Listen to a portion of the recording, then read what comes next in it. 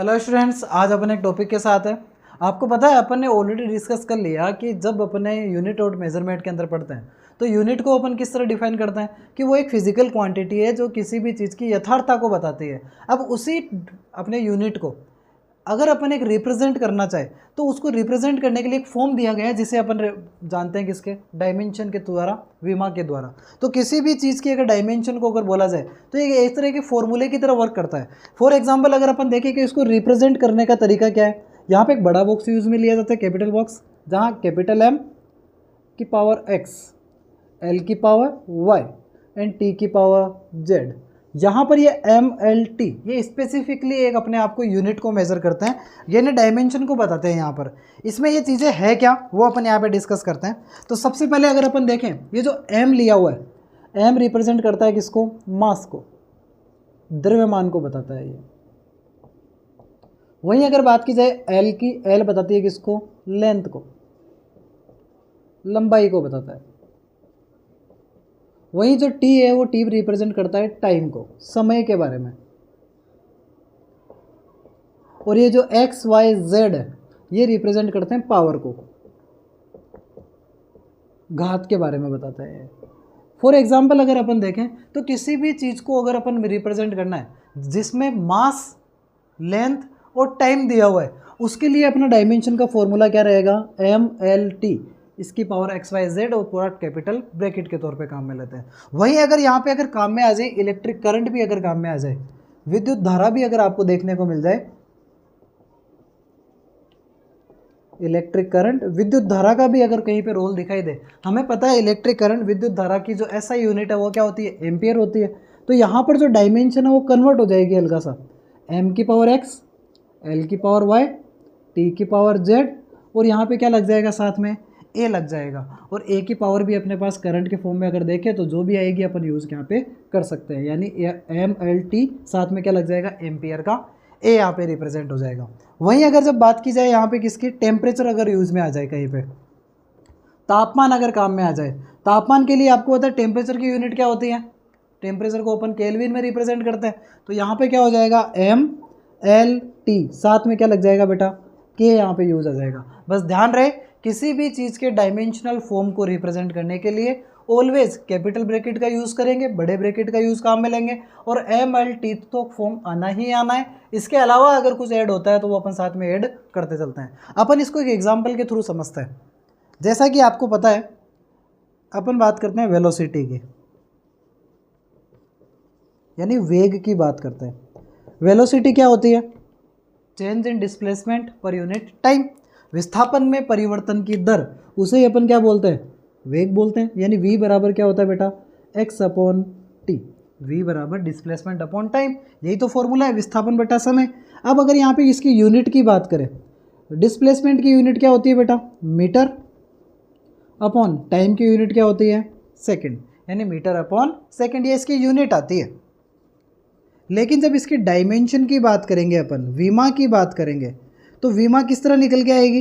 अब आप एक चीज़ देखो यहाँ पे, क्या यहाँ पे कहीं पे भी मास यूज़ में हुआ है क्या, द्रव्यमान यहाँ पे कोई काम में नहीं आ रहा यहाँ पे, तो द्रव्यमान कितना रहेगा, पावर 0।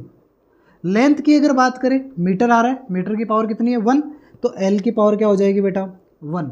वहीं अगर बात करें टाइम की, टाइम यहाँ पे डिवीज़न में है, जब डिवीज़न में है तो पावर माइनस में आ जाएगी। तो यहाँ पे टाइम की पावर सेकंड कितनी बार दिया हुआ है, 1 टाइम ही है, तो यहाँ पे कितना आ जाएगा, M0 L1 T-1, ये क्या आ जाएगी, यूनिट डायमेंशन ऑफ वेलोसिटी, वेग की विमा निकल के आ जाएगी। नंबर 2 पॉइंट थोड़ा सा आगे बढ़ते हैं और अपन लेते हैं क्या, एक्सेलरेशन, त्वरण की बात करते हैं।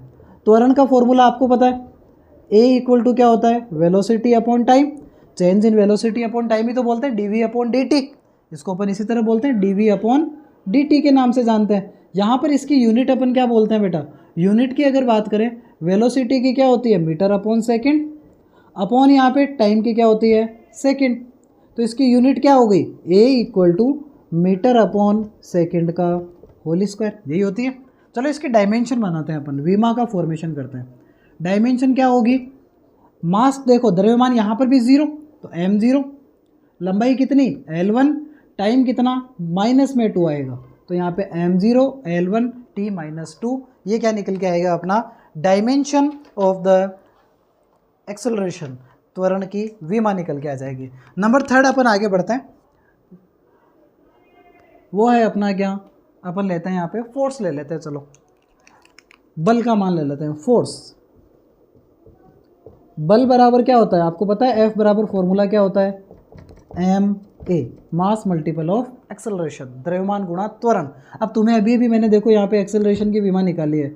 एक्सेलरेशन को किस तरह बढ़ते हैं, मीटर अपॉन सेकंड स्क्वायर, और मास को अगर बात करें किस में आता है, kilogram into metre upon second square. ये तो क्या हो गई, इसकी यूनिट हो गई। वैसे तो न्यूटन बोलते हैं, लेकिन यहाँ पे क्या हो गया, kilogram metre upon second square. चलो इसको कन्वर्ट करते हैं अपन डायमेंशन में, क्या आ जाएगा, द्रव्यमान कितना है 1 m1, लंबाई कितनी है l1, टाइम कितना है -2, यानी m1 l1 t -2। ये क्या निकल के आ गई, इसकी डायमेंशन ऑफ द फोर्स, यहाँ पे बल की विमा निकल के आ गई। इसी तरह अपन एक चीज़ और निकाल लेते हैं, एक विमा और निकालते हैं, नंबर 4 अपन लेते हैं। वो अपन क्या लेते हैं, वर्क, कार्य की विमा निकालते हैं। वर्क इक्वल टू क्या होता है, फोर्स मल्टीपल ऑफ डिस्प्लेसमेंट, बल गुणा विस्थापन, बल गुणा विस्थापन, F इंटू एस। चलो F का मान का क्या होता है, F की वैल्यू अभी भी देखिए अपन ने कितना, अमे इंटू एस कितना डिस्प्लेसमेंट ऐसा का ऐसा। इनकी यूनिट रख दो आप, पहले यूनिट निकालना ज़रूरी है। मास की यूनिट क्या बेटा, किलोग्राम, अभी निकाली। एक्सेलरेशन त्वरण की क्या होती है, मीटर अपॉन सेकंड स्क्वायर, और टाइम यहाँ पे सेकंड, यहाँ पे डिस्प्लेसमेंट आ रहा है, डिस्प्लेसमेंट भी क्या होगी वापस मीटर। तो यूनिट क्या बन गई, kilogram metre square upon second square, यही आएगा। इसकी अगर डायमेंशन बनाए अपन, विमा बनाए, तो विमा क्या बनेगी, देखो m1, द्रव्यमान कितना है 1, लंबाई कितनी हो गई यहाँ पे l2, और टाइम कितना हो गया t -2। ये किसकी यूनिट आ गई, अपने डायमेंशन आ गई, वर्क की यूनिट डायमेंशन आ गई। इसी तरह अपन चाहे तो यहाँ पे एनर्जी की भी निकाल सकते हैं, जो अपन अगले वीडियो के अंदर यहाँ पे आपको निकाल के बताएंगे, जिसमें अपन डिस्कस करेंगे बहुत सारी विमाओं को एक साथ।